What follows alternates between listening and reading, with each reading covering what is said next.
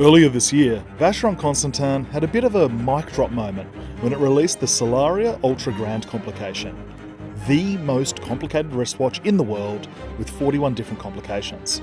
And that's off the back of the Berkeley Grand Complication pocket watch they released last year, which, with 63 complications, is the most complicated watch in the world, full stop. But what's so impressive about the Solaria is that, despite its dizzying array of functions, it's still quite legible and wearable. And actually, that's one of Vacheron Constantin's great skills, creating complicated, highly refined timepieces that you still could feasibly wear every day. That leads us to the topic of today's video, the Traditionnelle Perpetual Calendar Ultra Thin, which Vacheron Constantin has debuted in 3 new executions to round off what's been an absolutely stacked year of new watches in 2025, as the brand has celebrated its 270th anniversary. So, let's get stuck right in. There are more than a few perpetual calendars in Vacheron's current range, but the Traditionnelle Perpetual Calendar Ultra Thin stands out, as it's one of the smallest, and, as you may have guessed, one of the thinnest too.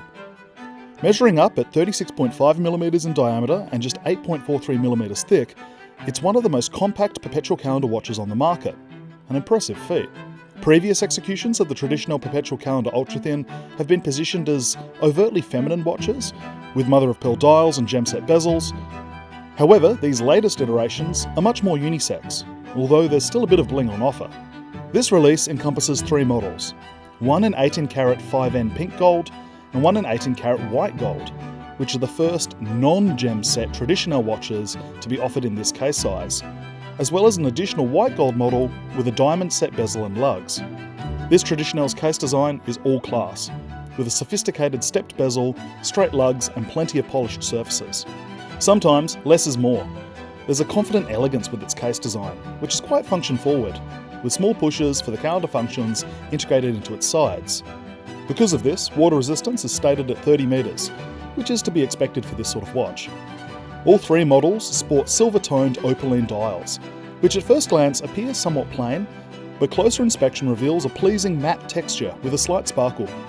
The pink gold model goes for a harmonious look, with its applied baton-style hour markers, classic Dauphin hands, and moon phase framing in the same material as its case. The gem-set white gold model follows suit in white gold, whereas the non-gem-set white gold goes for contrasting details in pink gold, and also has a slightly lighter blue background for the moon phase. This gives this model something of a two-tone look, lending it a casual air, a vibe which is further reinforced by its light brown alligator strap. The other 2 models, however, lean into rich, dressy vibes with dark blue alligator straps. By the way, of these 3 new Traditionnelles, which one would you go for? The pink gold, the white gold, or the white gold with diamonds? Let me know in the comments. As for the layout of the Traditionnelle Perpetual Calendar Ultra Thin's dial, like the case, it's pared back but by no means austere, with the calendar subdials and moon phase symmetrically laid out around the central pinion. The 3 calendar subdials feature extremely subtle azurage finishes, with clean and legible sans serif printed text denoting the date, days, month and leap year. All of these functions are courtesy of the in-house caliber 1120 QP, which is based on one of the most celebrated and historically significant movements in Vacheron's arsenal, the legendary caliber 1120, which has been in production since the 1960s and remains one of the thinnest automatic movements ever made. The 1120 is 2.45mm thick, and the addition of the perpetual calendar module only brings the 1120 QP to 4.05mm thick, or should I say thin.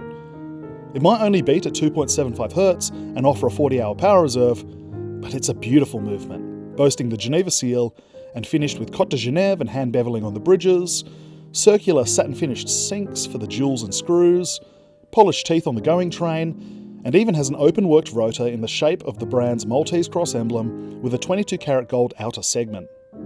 And, let's not forget, this is a perpetual calendar, meaning that it takes into account months of different lengths and leap years, and requires no manual correction until the year 2100. So, these 3 watches really remind me of some of the perpetual calendars that Vacheron was making in the 90s, and while they're not as headline-snatching as some of the other releases we've seen from the Maison this year, like the revived Steel 222, its La Couette du Temps astronomical clock, or the Solaria, this is still an extremely strong trio of timepieces. This is one for the real connoisseurs. A Goldilocks-sized, understated but still complicated piece of ideal Genevan watchmaking that represents a surprisingly fitting conclusion to a spectacular 270th anniversary year. These Vacheron Constantin Traditionnelle Perpetual calendar ultra-thins are available now, priced at 164,000 Australian dollars for the pink gold and white gold models, and 172,000 Australian dollars for the gem set white gold model. You'll find a complete list of specs in the description of this video, and head to time+tidewatches.com for my full review. And if you've enjoyed this video and you haven't already, like and subscribe. And until next time, don't be a stranger.